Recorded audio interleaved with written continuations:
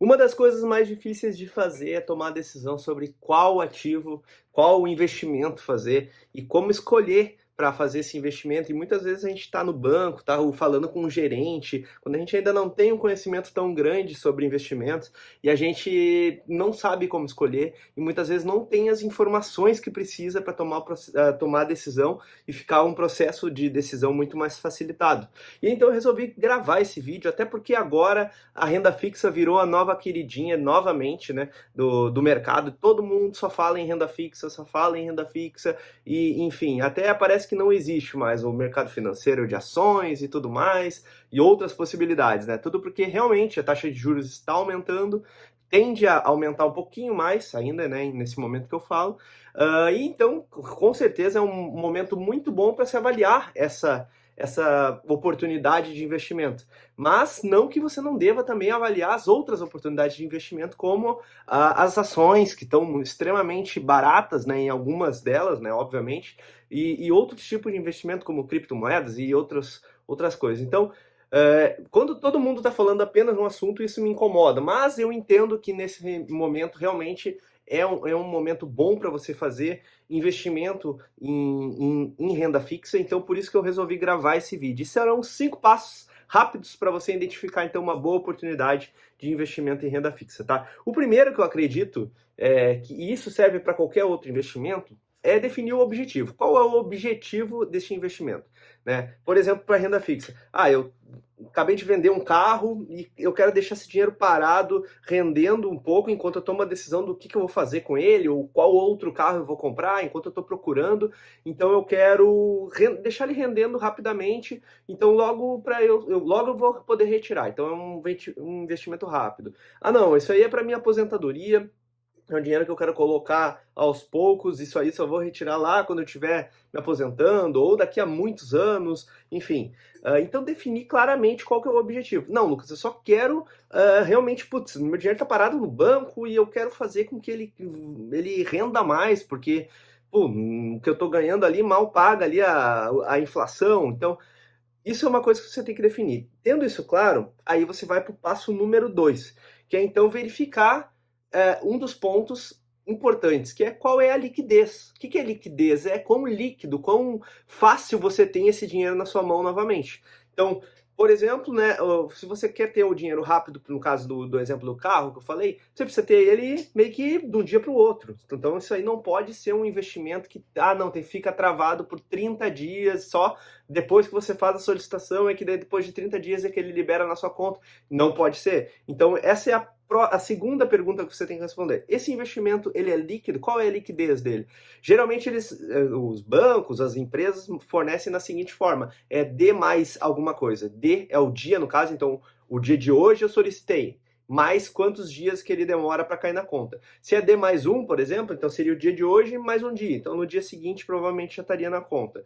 Tá? É D mais 30. Então, é 30 dias depois do dia que você fez o pedido. E isso, então, é um ponto muito importante. O terceiro ponto é qual é a incidência de impostos, né, e taxas relativas a esse investimento, né? Então, dependendo do investimento, ele tem lá uma taxa de custódia ou de administração, tá? Então você tem que observar isso, porque isso vai cair a sua rentabilidade.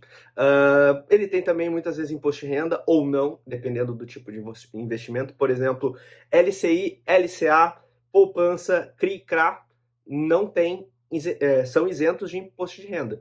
Então, são investimentos interessantes. Não necessariamente eles são os melhores, porque muitas vezes, por exemplo, o CDB, que é um investimento que tem a incidência de imposto de renda, muitas vezes, mesmo pagando imposto de renda, ele se torna mais vantajoso do que muitas vezes um LCI que não tem, que é isento de imposto de renda, né? Então, você tem que saber fazer esses cálculos. Existem diversos aí na internet, calculadoras para isso. Então, é muito fácil de você encontrar para fazer essa simulação e ver qual que é a melhor opção para você, certo? O que mais que nós temos que ver? O quarto passo, então, é em relação... eu falei do imposto de renda, né, sobre outras taxas. O quarto passo, então, é sobre os riscos. Quais são os riscos envolvidos nesse investimento? Renda fixa, o risco é muito baixo. Eu sei, mas quais são os riscos? Essa é uma pergunta que você tem que fazer para a pessoa que está ali atendendo, ou até mesmo pesquisar isso, né, no portfólio ali do investimento que você está pesquisando. Então, fazer essa pergunta, mas qual que é o risco? Não tem risco. Não, todos os investimentos têm risco. Qual é o risco? Tem o risco, por exemplo, da instituição financeira quebrar. Então, esse investimento é coberto pelo FGC, o Fundo Garantidor de Crédito? Ele é coberto? Não, ele não é coberto. Tá, que tipo de investimento, parênteses, que tipo de investimento é coberto pelo FGC? CDBs, LCI, LCA, todos eles têm cobertura pelo FGC, tá? Investimentos em VGBL, PGBL, debêntures, ações, tesouro, não tem. Então, se a instituição quebrar, esse dinheiro vai para o saco. Agora, se você está com um CDB, um LCI, um LCA, até 250 mil de investimento, ele é coberto por esse fundo garantidor de crédito. Então é como se fosse um seguro. Todos os bancos fazem, na verdade, uma caixinha, cada um deposita um pouco de dinheiro, referente ao percentual que possui, né, de ativos, e colocam nessa caixinha, entre aspas, que serve como essa reserva de emergência caso alguma instituição financeira que participe, né, do consórcio de bancos, instituições, quebre, e aí assim não fica prejudicando totalmente a pessoa que está ali, né, o usuário, o consumidor, certo? O investidor. E o último ponto aí sim, qual que é a taxa de retorno?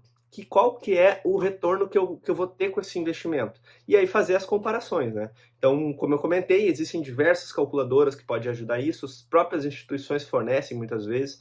Ficar atento novamente, em relação aos impostos. Um ponto muito importante em relação aos impostos. Se você precisar sacar esse investimento em menos de 30 dias, vários deles possuem IOF. Então, você vai pagar IOF por retirar o investimento antes de 30 dias. Então tem que verificar isso. É uma tabela regressiva que vai regredindo a cada dia que passa até fechar em zero em 30 dias. Passou daquilo ali, passou de 30, você pode retirar sem pagar o IOF.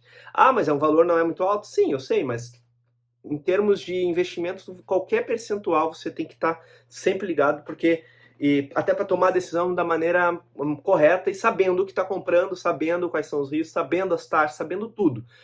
O dinheiro é seu, você tem que entender o que pode acontecer caso dê um crash, caso dê um problema muito grande, você sabe, o pior cenário é esse, o melhor cenário é esse. Então, as perspectivas são disso, mas se algo acontecer, eu sei que pode acontecer isso aqui. Então, até para estar atento a tudo que pode acontecer. Beleza? Espero que você tenha gostado, cenário diferente aqui, aproveitando a visita aqui na minha irmã para gravar esse vídeo e poder postar para vocês. Beleza? Valeu, um abraço!